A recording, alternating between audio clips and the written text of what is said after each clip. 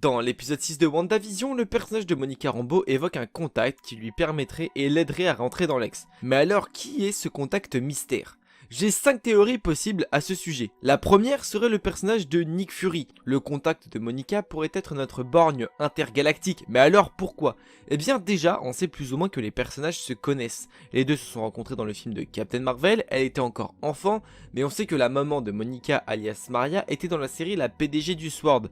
Et le SWORD et le SHIELD sont des organismes assez similaires et complémentaires. On a donc d'un côté le PDG du SHIELD, alias Nick Fury, et de l'autre la PDG du SWORD, alias Maria Rambeau. Et donc sûrement deux personnages forcément en lien à un moment donné. On peut également penser qu'après le film de Captain Marvel, les deux soient restés en contact et donc que Monica considère Nick comme un grand ami pour sa mère et donc quelqu'un de proche à elle. Et on sait également que dans Spider-Man Far From Home, dans la scène post-générique, on voit Nick dans l'espace sur une base qui ressemble sensiblement à la base du SWORD dans les comics. On peut donc comprendre et voir pas mal de liens entre les deux, Maria et Nick, de par le travail. Maintenant, justement, grâce au lien des parents, Monica a pu avoir une certaine proximité avec Nick et donc le fameux contact pourrait être lui-même. D'autant plus qu'avec le statut qu'il a, il a sûrement des contacts et une influence sur l'organisation du SWORD, ce qui pourrait être utile à Monica pour faire pression et re-rentrer dans l'Ex. Le deuxième personnage à qui je pense, eh bien ce serait le personnage présent aussi dans Captain Marvel, la fille de Talos et de Soren. Elle n'a d'ailleurs pas de nom, donc on l'appellera la fille de Talos. Ce serait donc un personnage Skrull, qui pourrait prendre son identité pour rentrer dans l'Ex.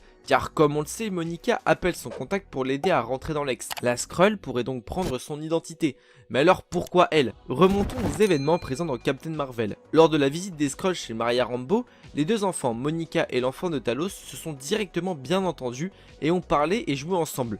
Peut-être qu'après ça, les deux personnages se sont revus et ont créé une belle affinité, et même peut-être plus. On connaît la volonté des gérants de Marvel Studios de vouloir incorporer de nouveaux genres ou de nouvelles ethnies, notamment avec Shang-Chi ou Black Panther, et pourquoi pas avoir le droit au premier couple LGBT entre la fille de Talos et Monica. Les dirigeants feraient d'une pierre deux coups en mélangeant plusieurs origines et en mettant en place le premier couple lesbien. Les deux étaient enfants dans Captain Marvel, mais ce personnage pourrait elle aussi avoir grandi et être de retour sur Terre. Ce ne serait pas impossible étant donné que les événements de Captain Marvel se passent dans les années 80 et qu'on voit le retour de Talos et Soren dans Spider-Man Far From Home qui se passe dans les jours actuels. Ensuite, on sait qu'avec les futurs projets de Marvel Studios, notamment Secret Invasion, les Skrulls vont avoir de plus en plus d'importance dans l'univers. On a eu le droit de les avoir et de les découvrir dans Captain Marvel, de les revoir dans la deuxième adaptation de Spider-Man en voyant Talos et Soren prendre les identités de Nick et de Maria Hill, pour aider donc Spider-Man dans son aventure contre Mysterio. Donc pourquoi pas revoir un Skrull ou plutôt une Skrull dans WandaVision. Ce serait plutôt cohérent quant à l'idée de les voir de temps en temps jusqu'à Secret Invasion, voire les incorporer en douceur jusqu'à l'événement final. Pour le troisième personnage, on va parler du personnage qui aurait selon moi le plus de liens avec Monica mais qui a le moins de probabilité d'être là.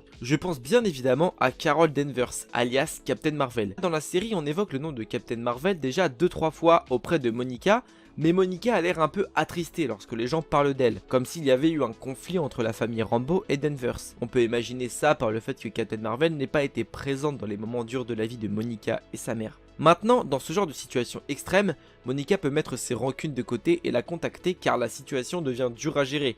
Puis s'il faut, ces tensions créées ne sont qu'illusions de ce que Marvel veut nous faire croire, et donc s'il faut qu'il n'y ait strictement rien entre les deux personnages. On sait également qu'après les événements de Endgame, Captain Marvel était présente aux funérailles de Tony et que la série WandaVision se passe quelques jours ou quelques semaines après ce même événement. Donc il se pourrait que Carol ne soit pas directement repartie dans l'espace, donc en vérité tout est possible concernant ce personnage, même si sans vous mentir j'y crois moyen. Et pour le quatrième personnage, qui de mieux qu'un personnage permettant d'ouvrir des brèches à travers le monde pour entrer directement dans l'Ex sans passer par la barrière. Et oui, je parle bien évidemment de notre sorcier légendaire Doctor Strange. Déjà pour le côté pratique de la chose, il pourrait franchir la barrière sans que personne ne s'en rende compte, donc pas de problème avec le SWORD. Et il pourrait raisonner Wanda et l'affronter par la même occasion. Maintenant, le seul hic avec Strange, c'est que le lien entre Monica et lui ne sont pas connus à l'heure actuelle. On sait bien qu'avec Marvel tout est possible et qu'avec le temps qui s'est écoulé, les deux personnages se soient connus, d'autant plus qu'entre l'enfance et l'arrivée à l'âge adulte de Monica, on ne sait pas grand chose de sa vie. Donc pourquoi pas avoir des liens entre eux qui se soient créés entre la mère et Strange ou même entre Monica et lui pendant justement le temps qu'on n'a pas vu à l'écran. On sait également que les destins de Wanda et de Strange sont assez liés, les pouvoirs des deux sont mystiques, donc plus ou moins proches, mais on sait aussi que Wanda sera de retour dans le film de Doctor Strange Multiverse of Madness, et qu'elle sera un personnage clé du film, et il se pourrait fort probablement que le deuxième opus de Strange soit la suite de cette série, et aussi de grosses rumeurs indiqueraient que Stephen Strange soit présent en fin de série de WandaVision, donc le contact serait un bon moyen de relier les deux personnages et lier Strange à la série.